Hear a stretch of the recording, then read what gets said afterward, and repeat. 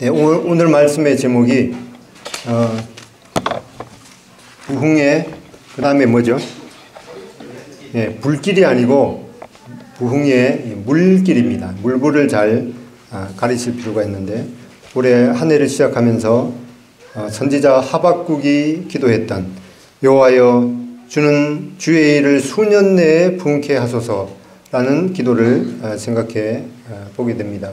달력에도 보면은 그 기도 내용 달력이 있는데, 거기에도 이 선지자 하박국의 기도가 있었던 것을 보게 됩니다. 이 솔로몬 왕이 죽은 후에 이스라엘 민족은 남쪽 유다와 또 북쪽 이스라엘로 분열이 되는데, 남쪽 유다는 BC 586년에 다 팔려 바벨론에 다 팔려가고, 북쪽 이스라엘은 BC 722년에 아수르의 포로가 되었습니다. 예레미야 선지자의 예언에 의해서 바벨론에서 70년의 그 기한이 차면은 다시 고국으로 돌아오게 한다는 그런 하나님의 약속을 따라서 이제 느헤미야도 예루살렘으로 돌아와서 이 성을 재건했습니다. 이 느헤미야서를 통해서 우리가 살펴보았듯이, 느헤미야는 이 아닥사스다 왕 제20년에 예루살렘 성벽을 건축해야 되겠다는 그런 이 하나님으로부터의 비전을 품고, 또 하나님의 도우심으로 52일 만에 그 성벽 건축을 마무리했던 것을 보게 됩니다. 이 아닥사스다 왕 제20년이 바로 태양력으로 보치면은 BC 444년이 되는 것을 우리가 살펴봤습니다. 이 예루살렘을 둘러싼 성벽에 12개의 문이 있었습니다.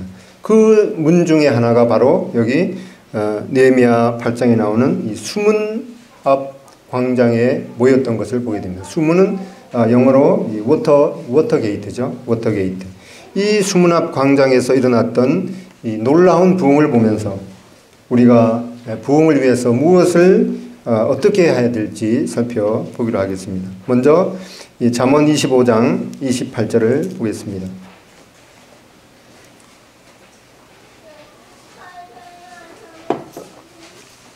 잠언 25장 28절 찾으셨으면 다 같이 읽겠습니다. 시작. 못 찾으셨어요? 잠언 25장 28절 시작.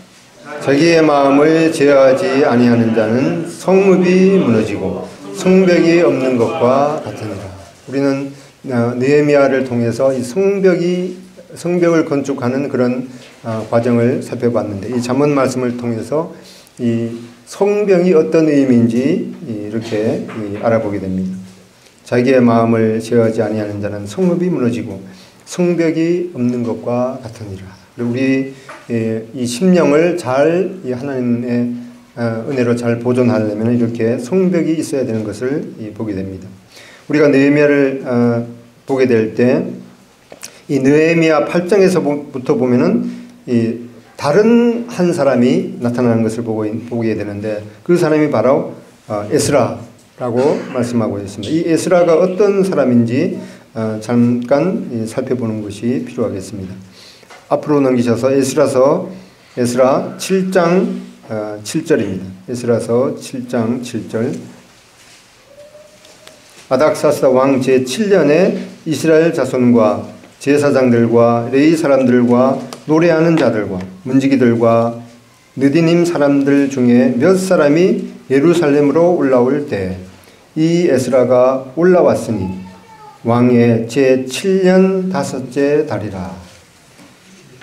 여기 보면은 이 아닥사스다 왕 제7년에 이 에스라가 예루살렘으로 돌아왔다고 이렇게 말씀하고 있습니다. 느헤미야가 돌아온 때는 아닥사스다 왕 제20년인데, 이 에스라는 이 느헤미야보다도 14년 전에 이 고국에 돌아와서 완전히 성도 폐허가 되고, 또 백성들의 마음도 완전히 황폐해졌던 그런 이 상황을 보면서 에스라는 이 중대한 하나님 앞에서 이 결심을 하게 되는 것을 보게 됩니다. 에스라서 7장 10절에 보면은 에스라가 여호와의 율법을 연구하여 준행하며 율례와 규례를 이스라엘에게 가르치기로 결심하였더라. 이 에스라는 느헤미야보다도 14년 먼저 예루살렘으로 돌아와서 이 백성들 마음 가운데 이 하나님의 말씀을 심어줘야겠다라고 하는 그런 이 굳은 결심을 하게 되는 것을 보게 됩니다. 이 에스라가 이스라엘 백성들의 10년 가운데 일으켰던 이 부흥의 물길이 어떻게 일어났고 또 어떤 반응이 일어났는지 살펴보면서 우리가 올 한 해 참 우리 교회뿐만 아니라 우리의 각자의 10년 가운데에도 이런 하나님께로 향한 그런 이 부흥의 이 물길이 일어나기를 기도하게 됩니다. 먼저 8장 1절에 보면은 이스라엘 자손이 그 본성에 거하였다니 7월에 이르러는 모든 백성이 일제히 수문 앞 광장에 모였다라고 이렇게 말씀하고 있습니다. 이렇게 모든 백성이 일제히 수문 앞 광장에 모였다라는 것을 말씀하고 있는데 이 모이는 것의 중요성을 우리는 다시 한번 여기에서 상기할 수가 있습니다. 민수기 21장 16절이다 보면은 거기서 부엘에 이르니 부엘은 여호와께서 모세에게 명하시기를 백성을 모으라 내가 그들에게 물을 주리라 하시던 우물이라. 이렇게 모세를 통해서도 백성들을 한 곳에 이 하나님의 말씀을 듣도록 이 모이라 이렇게 명하신 그런 말씀을 보게 됩니다. 히브리서 10장 24절에도 우리에게 말씀하기를 모이기를 피하는 어떤 자들의 습관과 같이 하지 말고 그날이 가까울수록 더욱 우리가 모여야 된다고 이렇게 말씀하고 있습니다. 모여서 그러면 이제 무엇을 하게 되느냐? 후반절 1절 후반절 모여 학사 에스라에게 여호와께서 이스라엘에게 명하신 모세의 율법책을 가지고 오기를 청하며 이 백성들은 스스로 이제 이 학사 에스라에게 우리에게 하나님의 말씀을 들려주십시오라고 이렇게 간청했던 것을 보게 됩니다. 그리고 이 이스라엘 백성들이 하나님의 말씀을 어떻게 생각하는가에 대해서 분명히 여기에 말씀하고 있습니다. 이 이스라엘 백성들은 하나님의 말씀을 어떻게 생각했는가 하니까 여호와께서 이스라엘에게 명령하신 모세의 율법책. 이스라엘 백성들은 이 하나님의 말씀인 이 성경에 대해서 이러한 이 개념을 가졌습니다. 이 성경은 여호와께서 이스라엘 백성에게 명령하신 모세의 율법책. 이렇게 말씀했는데 우리는 지금 이 하나님의 말씀을 대하면서 여호와께서 나에게 명령하신 이 모세의 율법책 하나님의 말씀으로 받는 것이 필요하겠습니다. 왜 그런가 하니까 모든 천지 만물은 없어질지언정 이 하나님의 말씀은 항상 있도다 이렇게 말씀하셨기 때문에 그리고 이 하나님의 말씀 1.1핵이라도 어김없이 반드시 이루어진다고 말씀하셨기 때문에 이 하나님의 말씀에 대한 태도와 우리의 마음이 어떠해야 되는지 이 구절에서 보게 됩니다. 여호와께서 나에게 명령하신 하나님의 말씀 우리는 이 성경 말씀을 그렇게 우리 마음 가운데 받아들이는 태도가 필요하겠습니다. 그리고 2절부터 보면은 새벽부터 정오까지 새벽이라면 보통 6시부터겠죠. 새벽부터 정오까지 그러면은 거의 6시간을 이 성경을 듣는 그런 그 시간을 가졌던 것을 보게 됩니다.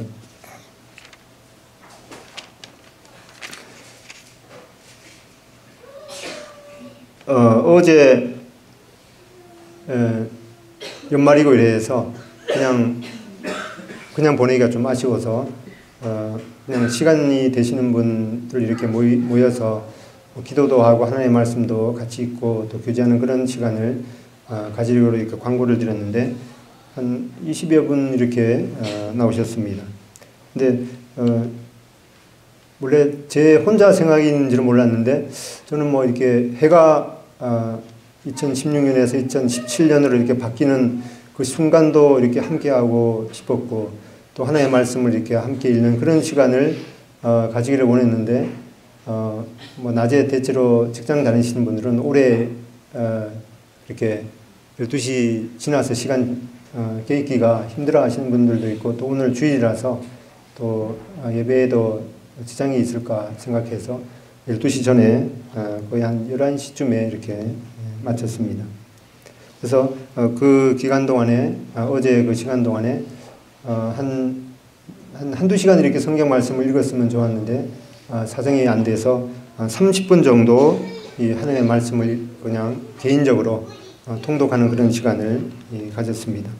올해 특별히 성경을 읽는, 성경을 통독할 뿐만 아니라 또 깊이 묵상하는 그런 것을 병행해서 어떠한 일보다도 이 하나님의 말씀을 읽는 그런 시간을 가장 중요한 우선순위로 삼으시기를 주님의 이름으로 축원드립니다. 요즘에 성경 통독을 위해서 여러 가지 좋은 보조 기구들이 있습니다. 언제 어디서나 이렇게 들고 다닐 수 있는 핸드폰에도 그 성경 통독하는 그런 계획표가 있어서 그걸 읽을 수도 있고 또 레시바일에 꽂아서 들을 수도 있습니다. 또 그것이 좀 이제 마음에 안 드는 분들은 쪽성경을 마태복음만 읽고 또 요한복음만 읽고 있는 그런 얇은 쪽성경을 들고 다니면서 읽을 수도 있는데 아무튼 개인의 그 취향에 따라서 선택을 해서 우리가 하나님 앞에 가게 될 때 정말 이 성경 창세기부터 요한계시록 끝장까지 한 번도 통독 못하고 가는 그런 비극은 좀 없어야겠습니다. 그리고 올해는 특별히 그 여름 수양회를 어디 나가서 하지 않는 걸로 이렇게 정해서 그냥 교회에서 한 1박 2일 정도 하면서 특별히 성경을 통독하는 그런 시간을 가지는 게 좋다는 그런 의견들이 있었습니다. 여기 5절에 8장 5절에 보면은 학사 에스라가 모든 백성 위에 서서 저의 목전에 성경을 펴니 책을 펼 때 모든 백성이 일어서니라. 뭐 성경 읽을 테니까 일어서십시오 이렇게 말도 안 했는데 학사 에스라가 그 나무로 만든 강단 위에서 성경을 이렇게 딱 펴니까 자동적으로 이 모든 백성들이 다 일어나서 이 하나님의 말씀에 대한 그런 이 경외감을 나타냈던 것을 보게 됩니다. 지금은 우리가 뭐 집에 성경 보통 한 최소한 두서너 권 이상은 아마 있을 것입니다. 그런데 이 당시에는 사본만 이렇게 있었기 때문에 성경이 말하자면 이제 귀했죠. 그러니까 이 성경 내용을 듣고 싶으면은 단체로 이렇게 모여서 몇 권 안 되는 그 성경을 사본을 한 사람이 이렇게 크게 낭독하면은 듣게 되는 그런 시대였기 때문에 특별히 이렇게 하나님의 말씀에 대한 그런 아주 귀하게 여기는 그런 마음이 있었던 것을 보게 됩니다. 여기는 학사 에스라가 성경을 펼 때 일어난다 이렇게 기록이 되어 있는데 유럽을 이렇게 가보니까 특별히 이 독일 같은 모임에서는 예배 시간에 찬송을 할 때 자동적으로 모든 성도들이 다 일어나더라고요. 근데 저쪽 위에 북유럽 쪽으로 가니까 찬송을 할 때 아니고 예배 시간에 성경을 읽으니까 또 모든 그 성도님들이 자동으로 이렇게 일어나더라고요. 그래서 어떤 분이 뭐 여행을 하면서 일어나야 될지 말아야 될지 생각을 하다가 한쪽 다리는 뻗고 한쪽 다리는 구부려서 여차하면은 다른 사람이 하는 걸 이렇게 따라 하려고 했던 그런 일화도 있다는 얘기를 들었습니다. 아무튼 이렇게 하나님의 말씀에 대해서 또 하나님의 자체에 대해서 이 경외감을 느끼는 그런 태도를 보여줬던 것을 보게 됩니다. 베드로전서 2장 2절에 보면은 이 하나님의 말씀을 대하는 태도가 어떠해야 되는지 말씀하고 있습니다. 갓난 아이같이 신령한 젖을 사모하라. 또 시편 119편 131절에 보면은 내가 주의 계명을 사모하기에 헐떡였다 이렇게 말씀하고 있습니다. 그 사막을 이렇게 여행을 하다가 보면은 거기에 이 물이 만약에 먹어야 되는데 물을 먹지 못하면은 자칫하면은 생명을 잃게 됩니다. 근데 이 모임의 그 아르노트이라는 그 선교사분이 그 사망을 영위하다가 이제 물도 떨어지고 길도 잃게 되었습니다. 이제 몇 시간 못 버티고 이제 죽음을 맞이해야 되는 그런 절박한 상황 가운데서 이제 부시맨이 나타났다 그래요. 부시맨 알죠? 부시맨. 부시맨이 나타났는데 그 사람들은 그 사막에서 살기 때문에 물냄새를 맡는다고 그래요. 이렇게 가다가 어느 지점에 이르렀는데 그 모래, 겉으로 봐서는 물이 아무도 없는데 그 모래를 계속 이렇게 파는 거예요. 그러더니만은 이제 마른 갈대를 딱 꺾어서 그 모래 구덩이를 팔고 그 밑바닥에다가 이 갈대, 마른 갈대를 갖다가 이렇게 뺑글뺑글 돌려서 더 깊숙이 집어넣는 거예요. 그러면서 뭐 한 1m 정도 이렇게 집어넣었을까. 그러면서 그때 부시맨이 그 갈대를 이렇게 빠는 거예요. 빠니까 물이 약간 올라오는데 침하고 섞여갖고 거품도 일어나는 그런 물을 갖다가 이제 손에 받으니까 한 모금 정도 이제 빨리 올라왔던 거예요. 그것을 이 아르노트 선교사한테 먹이니까 아주 절박한 그런 상황 가운데서 생명을 얻게 된 그런 일화들이 있는데 이렇게 이 아주 간절한 심정으로 이 하나님의 말씀을 대하는 그런 태도가 필요하겠습니다.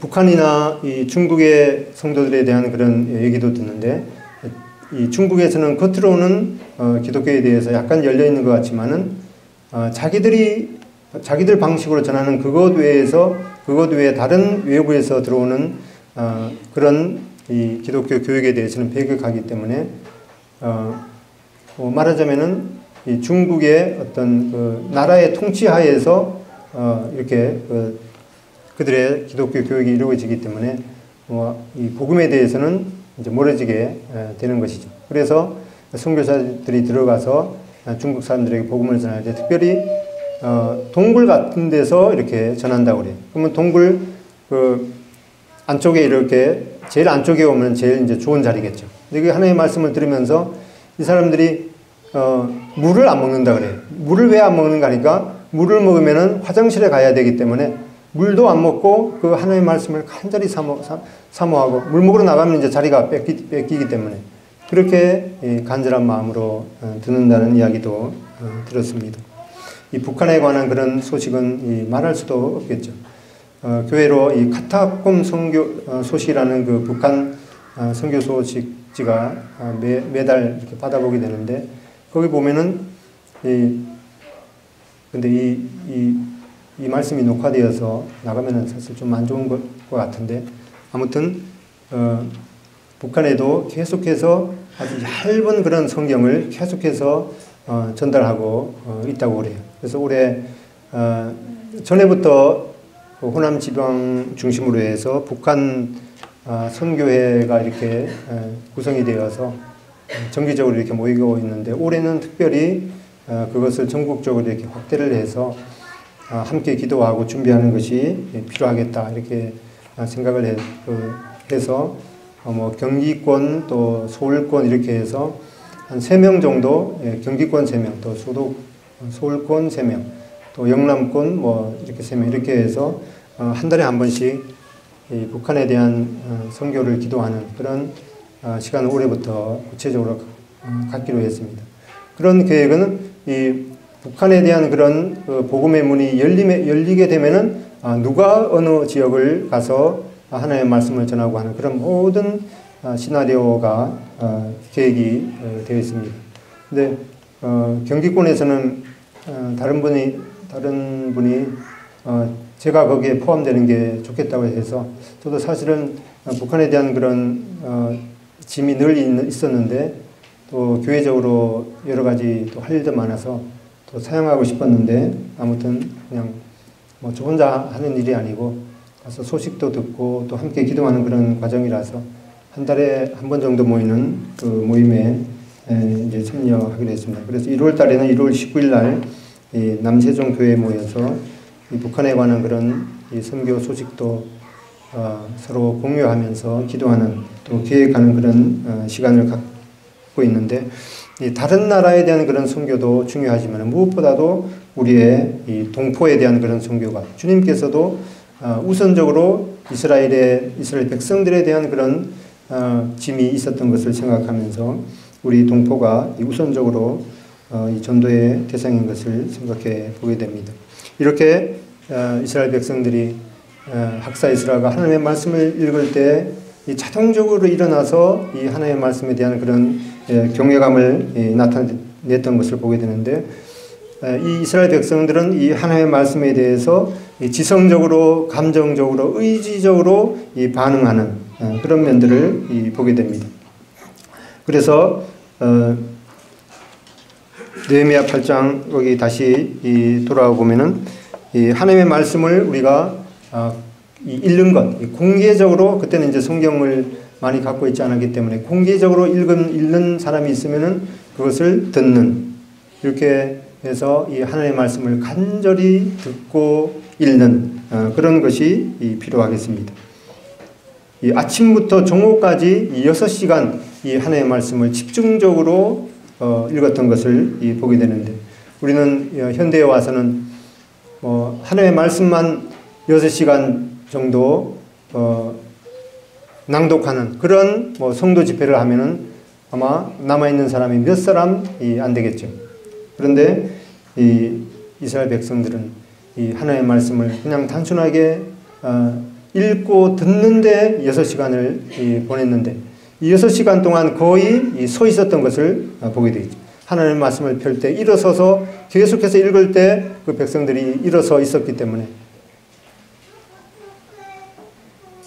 우리는 의자가 좀 불편하니 저도 이제 허리가 별로 안 좋은데 그런 것에 대해서 어떠한 마음을 가져야 되는지 생각해 보게 됩니다. 그리고 하나님의 말씀에 대한 설교에 대해서도 아주 유머스럽게 하고 또 사람의 마음을 잘 이렇게 이루어하는 그런 이 외부 설교에 대해서 쉽게 유혹될 수 있겠지만, 이 하나님의 말씀에 대한 그런 태도가 어떠해야 되는지 생각해 보게 됩니다. 그리고 3절 이 후반절에 보면은 이렇게 하나님의 말씀을 낭독하게 될 때 이스라엘 백성들이 귀를 기울였던 것을 보게 됩니다. 그래서 이 하나님의 말씀을 읽고 또 선포되는 그런 시간에 이 하나님의 말씀을 집중적으로 해서 마음을 집중해서 듣는 그런 태도가 필요하겠습니다. 어른은 이 하나님의 말씀을 이렇게 들려줄 때 집중하는 것 같아도 딴 생각한다고 그러고, 또 아이들은 겉으로 보면은 듣지도 않는 것 같은데도 잘 듣는다는 그런 얘기가 있는데, 이러한 모든 것에 있어서는 하나님 앞에 우리가 어떤 마음을 가져야 되는지 생각해 봐야겠습니다. 그리고 8절부터 보면은 이 하나님의 말씀을 해석해 주었을 때 백성들이 더 깊이 깨달았던 것을 보게 됩니다. 그냥 우리가 이 성경을 1년에 통독하는 것도 필요할 것입니다. 무슨 뜻인지 몰라도 처음부터 끝까지 계속 이렇게 읽어나가는 그런 것도 필요하겠고, 또 이 하나님의 말씀이 정말 무엇을 의미하는지 올바르게 이 해석하는 것을 또 듣는 시간도 필요할 것입니다. 이렇게 하나님의 말씀을 개인적으로 통독하고 또 말씀을 강의할 때 잘 듣는 그런 것도 필요하겠습니다. 두 번째로 이렇게 보면은 이렇게 이스라엘 백성들이 지성적으로 이 하나님의 말씀 앞에 반응했는데, 이제 이 이스라엘 백성들은 하나님의 말씀 앞에 마음으로 감정적으로 반응을 했던 것을 보게 됩니다. 보통 우리가 이런 것이 극단에 치우쳐서 그냥 하나님의 말씀을 들을 때 그냥 막 이렇게 기뻐하다가도 금방 푹 꺼져버리는, 또 어떤 사람들은 하나님의 말씀을 듣는 것은 별로 라고 생각하고 이 찬양하는 것에 대해서 아주 마음이 업돼서 그렇게 하는 경우도 있습니다. 이러한 모든 것이 이 사람의 인격이라는 것은 지성과 감정과 의지의 이 복합체이기 때문에 이러한 모든 것이 균형을 이루는 것이 필요하겠습니다. 그래서 이 8장 9절에 보면은 이스라엘 백성들은 이 하나님의 말씀이 들려질 때 눈물을 흘렸던 것을 보게 됩니다. 우는지라. 백성들이 하나님, 에스라가 읽는 그 하나님의 말씀을 듣고 우는지라 이렇게 말씀했습니다. 왜 이렇게 울었겠습니까? 하나님의 말씀이 이렇게 귀한 줄 내가 진정 몰랐구나. 또 하나님을 버리고 우상을 숭배하는 것이 얼마나 이 하나님을 슬프게 하고 얼마나 비통한 일인지 내가 깨달았구나.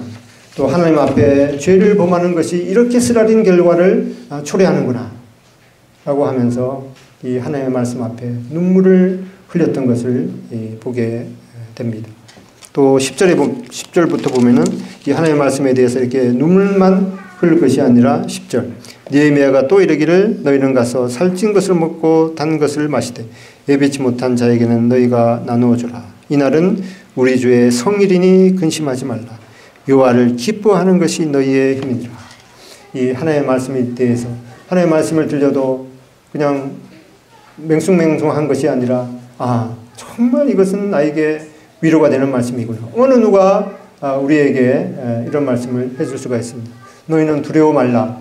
세상 사람이 많을 수도 있겠죠. 아니면은 나라의 대통령이 그렇게 두려워하지 말아라. 내가 모든 그런 위협으로부터 지켜주겠다. 이렇게 대통령이 말해도 별로 우리는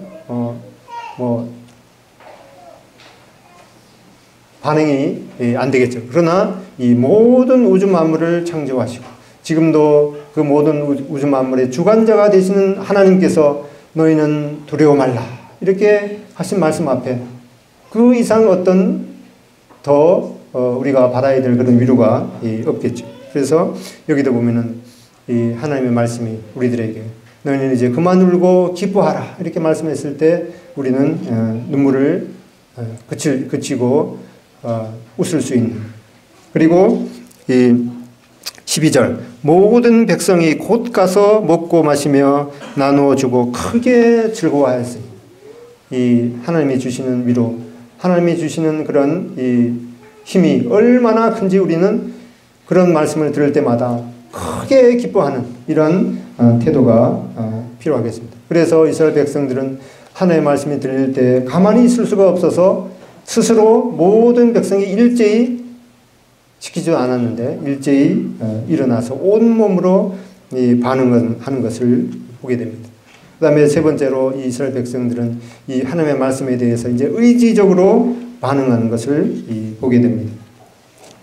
이 백성들이 이 하나님의 말씀을 들었을 때 아멘, 아멘, 정말 그렇습니다 하고 이 거룩하신 하나님을 배울 때마다 모든 사람들의 정상적인 반응은 내가 정말 죄인이구나 라는 것을 고백하는 것을 보게 됩니다. 아멘, 아멘 하고 죄를 자복하는 그런 태도를 이스라엘 백성들이 보였습니다. 그리고 6절 후반절에도 보면은 이제 하나님의 말씀에 대해서 하나님이 어떤 분인지 알았으니까 하나님에 대해서 이제는 경배하는 그런 모습을 보이게 됩니다. 그리고 하나님의 말씀에 무엇라고 기록된지 간에 죄에 대해서 생각하면은 참 죄를 자복하고 슬퍼하다가 기뻐하라고 그러니까 기뻐하고 또 크게 기뻐했던 그런 태도를 보이면서 이 하나님의 말씀이 무엇이든지 간에 순종하는 그런 태도를 보였습니다. 이스라엘 백성들이 근본적으로 이 하나님의 말씀, 이 성경 말씀이 어떠한 것인가에 대해서 1절에 봤듯이 여호와께서 이스라엘에게 명령하신 모세의 율법책이라고 이렇게 생각을 했기 때문에 이 하나님의 말씀에 대해서 절대적으로 순종하는 그런 태도를 보였던 것을 보게 됩니다. 8장 9절로 10절에 보면은 슬퍼하지 말며 울지 말라 이렇게 말씀하니까 12절에 뭐라고 하십니까? 모든 백성이 곧 가서 먹고 마시며 이 하나님의 말씀이 슬퍼하지 말며 울지 말라 이렇게 말씀하니까 곧 가서 먹고 마시고 즐거워했다 이렇게 말씀하고 있습니다. 그 다음에 14절로 15절에 보면은 7월 절기에 초막에 거하라는 그런 말씀을 되었습니다. 15절 후반절에도 보면은 기타 무성한 나무가지를 취하여 기록된 바를 따라. 이 하나님의 말씀이 뭐라고 기록됐든지 간에 그 기록된 말씀을 그대로 순종하는. 그래서 14절 15절에 보면 7월 절기에 이르러서 초막에 거하라는 그런 율법의 말씀을, 구약의 그 모세오경의 말씀을 대하면서 17절 뭐라고 합니까? 사로잡혔다가 돌아온 회 무리가 다 초막을 짓고 한 사람도 빠짐없이 초막을 지라는 그런 말씀이 있으니까 곧 모든 백성이 일제히 나가서 초막을 지었던 것을 보게 됩니다. 이렇게 이 하나님의 말씀에 대해서 절대적으로 순종하는 그런 태도가 필요하겠습니다. 이 경마를 하는 그런 말 중에서 아라비아 종마가 제일 유명하다고 그러죠. 그래서 이 아라비아 종마를 얻기 위해서 그 어떤 말을 이 새끼를 계속해서 낳을 수 있는 그런 말로 선택하는가, 그렇게 생각하면서 이 종마를 선택하는 그런 사람은 이 먹이만 그 말들에게 조금만 주고 물은 주지 않는 거예요. 집에 강아지도 보니까 먹이를 주고 나서 한 30분 있다가 보니까 물을 흡지겁 이렇게 계속 마시더라고요. 이 말도 이 먹이만 주고 물을 먹지 않으면 아주 속에서 갈증이 일어난다고 그래요. 이렇게 먹이만 조금만 주고 물을 전혀 주지 않고 있다가 이제 그 말 우리를 딱 풀어 놓는다고 그래요. 그러면은 이 말들이 물 냄새를 맡고 강으로 막 이제 달려가는 거예요. 그러다가 그 맨 앞에 가는 그 말이 그 강물에 물에 닿을 쯤 되면은 이 종말을 선택한 사람이 피리를 삐리리 분다고 그래요. 근데 그 피리 소리가 뭐라는 거니까 돌아오라는 그런 그 신호인데, 그 순간에 목이 말라갖고 그 개울에다가 머리를 쳐박는 그런 그 말은 그 종마에서 탈락이 되고, 물을 막 마시려고 하다가 그 피리를 돌아오라는 그 피리 소리를 듣고 돌아오는 그 말이 바로 이제는 훌륭한 종마를 다른 새끼를 낳을 수 있는 훌륭한 종마로 선택이 된다고 합니다. 그래서 우리가 이 하나님의 말씀을 대할 때에도 그냥 그 하나님의 말씀을 거역하는 그 순간에 이 순간에 하나님께서 뭐 안 보시겠지, 뭐 사람은 보는 사람이 아무도 없으니까 한번 그냥 저지르고 말지 하는 그런 태도를 가질 수가 있겠지만, 그런 절박한 순간에도 이 하나님의 말씀을 기억하고 돌아오는 그런 사람들에게 하나님께서 더 큰 또 위로와 또 하나님의 쓰심에 합당한 그런 그릇이 되리라고 믿습니다. 이 아브라함도 이 100세에 낳은 이 이삭을 바치라고 했습니다. 누가 그 말씀 앞에 기꺼이 순종할 수가 있겠습니까? 그런데 이 아브라함은 순간적으로 그냥 눈 딱 감고 그렇게 한 것이 아니라 3일 길을 가면서도 계속해서 이 하나님의 말씀을 이제 기억하면서 순종해야 되는 그런 결단을 하게 됩니다. 그래서 그 불을 지필 그런 이 장작을 올려놓고 이삭을 이제 그 밧줄을 매서 올려놓고 칼을 딱 들려고 하니까 그때는 하나님께서 급해지셨죠. 내가 내 말은 진짜 그렇게 죽이라고 하는 것이 아니라 너가 어떻게 하나님의 말씀을 순종하는지 안 하는지 그걸 보기 위함이었다. 이렇게 하면서 칼을 든 그 손을 하나님께서 붙잡으시고 옆에 순양을 예비한 그런 이 하나님을 보게 됩니다. 이렇게 우리는 하나님의 말씀 앞에 의지적으로 순종하는, 정말 순종하기 그래 어려운 절박한 그런 순간에도 목마름을 마다하고 이 하나님의 말씀을 기억하고 피리소리를 기억하고 주인에게로 돌아가는 이런 태도가 필요하겠습니다. 그리고 우리가 모였을 때 무엇보다도 주님을 높이는 그런 모임이 되어야겠습니다. 6절부터 보면은 에스라가 광대하신 하나님 여호와를 송축하며 이 하나님을 마음을 다해서 높이며 송축하는 그런 태도. 그 다음에 9장 3절에다 보면은 느헤미야 9장 3절에 보면 이날에 낮 4분의 1을 그 초소에서 소소에 서서 그 하나님 여호와의 율법책을 낭독하고 낮 4분의 1은 죄를 자복하며 그 하나님 여호와께 경배해야 하는데 그날에 이 낮 4분의 1은 그 초소에서 서서 이 하나님의 말씀을 통독하는 그런 시간을 가졌고 또 낮 4분의 1은 죄를 자복하는 그런 시간을 가지면서 이 하나님 앞에 경배했던 그런 모습을 보게 됩니다. 그래서 우리가 주님의 이름 모였을 때 뭐 세상 명예를 누가 뭐 어디에 뭘 했더라 하면서 세상 명예를 부러워하고 흠모하고 또 그것을 칭송하는 그런 모임이라면은 우리는 세상 모임과 다를 바가 없겠죠. 그래서 우리가 모였을 때 정말 하나님을 높이고 경배하는 그런 모임이 되어야겠다는 생각이 듭니다. 이렇게 수문앞 광장에서 일어났던 놀라운 이 부흥을 보면서 우리 개인과 가정과 교회에 동일한 부흥이 임하기를 기도하게 됩니다. 이 윌리엄 맥케이라는 분이 있는데 그분은 참 하나님 앞에 이 많은 분들을 주님께로 인도했던 그런 이 사람입니다. 근데 이 윌리엄 맥케이가 스코틀랜드 그 출신인데 거기 그 사람이 이제 대학교를 입학하면서 집을 떠나게 될 때 어머니가 성경을 선물해 주면서 그 안쪽에다가 이제 그 어머니가 자녀에 대한 그런 바람도 간단히 적고 어머니 사인을 해서 아들에게 주었습니다.